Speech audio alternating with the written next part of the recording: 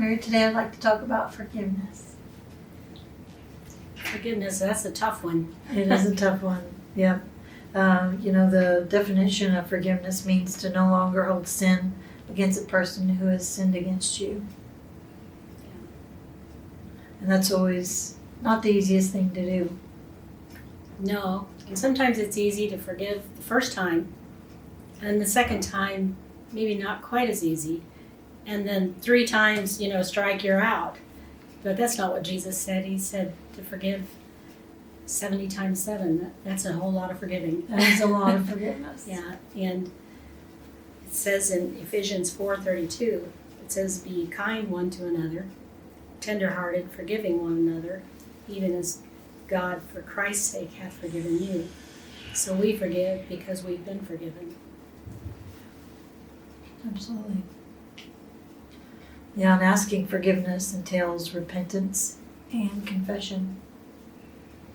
Yeah, and that's probably the hardest part is fessing up. Yes, exactly. And forgiveness is an act of compassion. Yes, because if we forgive, we want to be forgiving. And sometimes when you're willing to forgive, it's most likely that others will forgive you. I think Matthew 18, Jesus told the parable about the man who was forgiven much, but then he didn't forgive someone for a much smaller transgression. And he was chastised because of his harshness. We need the compassion, just like Christ has for us. Absolutely. Yep, and it's important in all aspects of our lives. I believe that in order to be successful in all business, then we should mirror God's character. Yeah. We have to live the same at work as we do in all of our life. We have to forgive at home, and we have to forgive with our friends.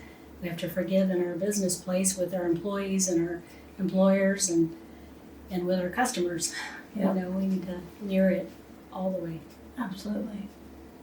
Well, Mary, thank you for taking the time to talk about forgiveness and that character with me today. Thank you, Tammy.